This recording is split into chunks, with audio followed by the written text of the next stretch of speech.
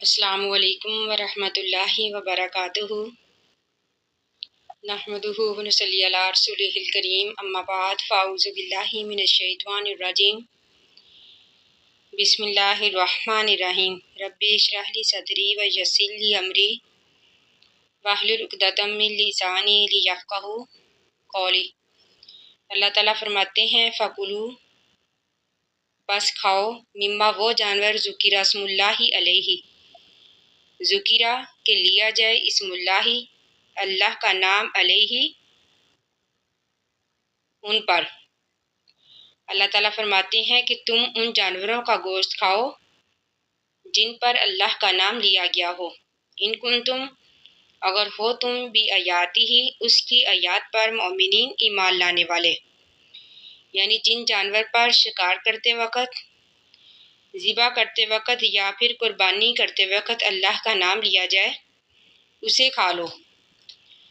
شرط یہ ہے کہ وہ جانور ہو جن کا کھانا حلال ہے۔ اگر کوئی جان بوجھ کر اللہ کا نام نہیں لے گا تو پھر وہ جانور حلال نہیں۔ ہاں البتہ اگر شک ہو کہ ذبح کرنے والے نے اللہ کا نام لیا ہے یا نہیں تو پھر اس پر دوبارہ اللہ کا نام لو اور اسے کھا لو، جس طرح کہ حدیث میں ہے۔ حضرت عائشہ رضی اللہ تعالیٰ عنہا فرماتی ہیں کہ بعض لوگوں نے نبی اکرم صلی اللہ علیہ وآلہ وسلم سے پوچھا کہ کچھ لوگ ہمارے پاس گوشت لے کر آتے ہیں اور وہ نئے نئے مسلمان ہوئے ہیں، ہمیں نہیں معلوم کہ انہوں نے اللہ کا نام لیا ہے یا پھر نہیں، یعنی گوشت پر یا پھر اسے ذبح کرتے وقت اللہ کا نام لیا ہے یا نہیں۔ تو حضرت عائشہ رضی اللہ تعالیٰ عنہ فرماتی ہیں کہ نبی اکرم صلی اللہ علیہ وآلہ وسلم نے ان سے کہا کہ سمو علیہ انتم وقولو، کہ تم اس پر اللہ کا نام لو اور اسے کھا لو۔ اس سے یہ ثابت ہوتا ہے کہ مسلمانوں کی منڈیوں میں اور دکانوں سے ملنے والا گوشت حلال ہے۔ اگر انسان کو کوئی وہم یا پھر شک ہو تو اسے کھاتے وقت بسم اللہ پڑھ لے، البتہ جو مسلمان جان بوجھ کر اللہ کا نام نہیں لے گا تو پھر اس کا ذبیحہ حلال نہیں، یعنی جو جان بوجھ کر اللہ کا نام نہیں لے گا تو پھر وہ جانور حلال نہیں۔ تو اللہ تعالیٰ فرماتے ہیں وَمَا لَكُمْ اور کیا ہو گیا ہے تم کو۔ یہاں پر ما جو ہے سوالیہ ہے، وَمَا لَكُمْ اور کیا ہو گیا ہے تم کو، اللہ تاکلو یہ کہ نہیں تم کھاتے، مما وہ جانور ذکر اسم اللہ علیہ کہ نام لیا گیا ہو اس پر اللہ کا، وقت تحقیق فصلہ تفصیل سے بیان کر دیا، لاکم تمہارے لیے، ما وہ جانور حرم علیکم جو کہ حرام ہے تم پر، جن کی تفصیل ہم انشاءاللہ آگے بھی پڑھیں گے۔ اس سے پہلے بھی ہم پڑھ چکے ہیں کہ اللہ تعالیٰ نے ان تمام جانوروں کا بیان کر دیا ہے جو کہ حرام ہے۔ تو اب اللہ تعالیٰ فرماتے ہیں کہ تم وہ جانور کیوں نہیں کھاتے جو کہ حلال بھی ہے اور اس پر اللہ کا نام بھی لیا گیا ہے، الا مگر مسترتم علیہ، الا مگر مسترتم علیہ کہ تم مجبور کر دیے جاؤ اس کی طرف، یعنی اللہ تعالیٰ نے فرمایا کہ تمہارے لیے حرام جانور کھانا حلال نہیں اگر تم مجبور کر دیے جاؤ اس کی طرف، یعنی انہیں کھانے کے علاوہ تمہارے پاس کوئی اور چارہ نہ ہو، جیسا کہ ہم نے پیچھے پڑھا کہ بھوک کی صورت میں، یعنی انتہائی شدید بھوک کی صورت میں اگر انسان کے پاس کوئی چارہ نہ ہو حرام چیز کھانے کے علاوہ، حرام جانور کھانے کے علاوہ اس کے پاس کوئی چارہ نہ ہو تو پھر انسان اپنی بھوک مٹانے کے لیے کھا سکتا ہے، لیکن بار بار اس کا ایسا کرنے کا کوئی ارادہ نہ ہو۔ تو اللہ تعالیٰ فرماتے ہیں وَإِنَّ اور بے شک کثیراً بہت زیادہ لوگ لَيُضِلُّونَ وہ گمراہ کرتے ہیں بِأَهْوَائِهِمْ اپنی خواہشات کے ساتھ بغیر علم کے، یعنی بعض لوگ دوسروں کو بہکاتے ہیں اپنے دنیاوی مفادات کے لیے، یعنی اللہ تعالیٰ کی حلال کردہ چیزوں کو حرام کر دیتے ہیں۔ تو اللہ تعالیٰ نے منع فرمایا ہے یعنی اللہ تعالیٰ فرماتے ہیں کہ بے شک اکثر لوگ اپنی خواہشات سے بغیر علم کے دوسروں کو بہکاتے ہیں، اس لیے تم ان کے بہکاوے میں نہ آؤ، البتہ جو چیزیں اللہ تعالیٰ نے حلال کی ہیں اسے حلال ہی جانو۔ انا بے شک ربا کا تیرا رب ہوا عالم، وہ زیادہ جانتے ہیں بالمعتدین حد سے گزرنے والوں کو۔ وازرو اور چھوڑ دو ظاہر الاسمی، ظاہرہ کھلے، اسمی گناہ، یعنی تم کھلے گناہ بھی چھوڑ دو، و باطنہ اور پوشیدہ گناہ بھی۔ ان الذین بے شک وہ لوگ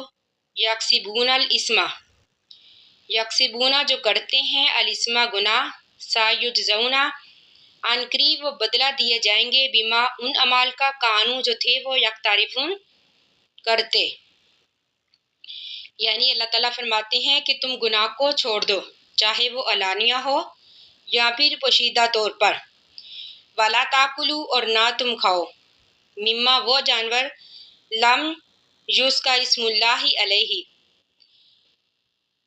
لم یذکری کہ نہیں لیا گیا اسم اللہ اللہ کا نام علیہ اس پر، یعنی وہ جانور جس پر جان بوجھ کر اللہ کا نام نہ لیا جائے اسے کھانا حلال نہیں۔ تو اللہ تعالیٰ فرماتے ہیں کہ تم ایسے جانوروں کو نہ کھاؤ، وَإِنَّهُ اور بے شک اس کا کھانا، یعنی ایسے جانوروں کا کھانا لافسکن نافرمانی ہے، یعنی اللہ تعالیٰ نے منع کیا ہے۔ وَإِنَّ شَيَاطِينَ اور بے شک شیطان جو ہیں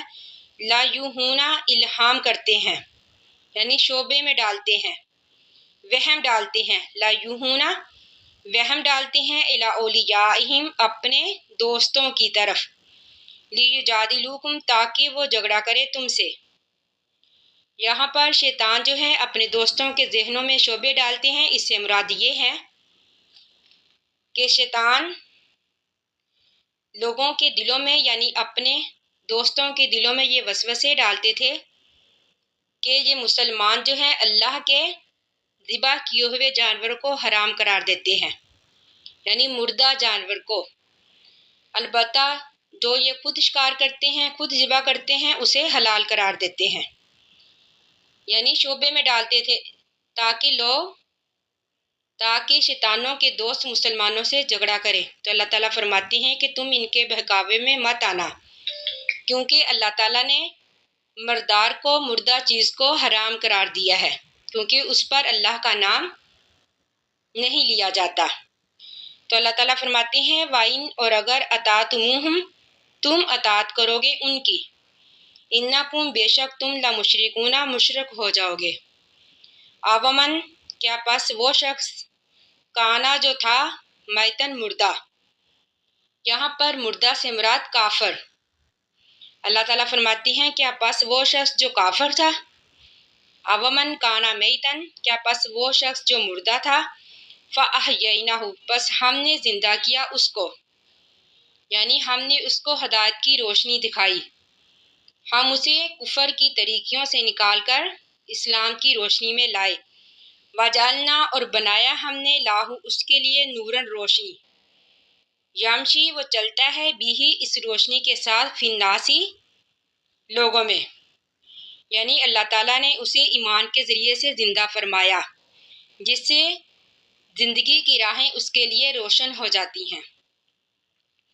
یعنی پہلے وہ کفر کی طریقوں میں تھا،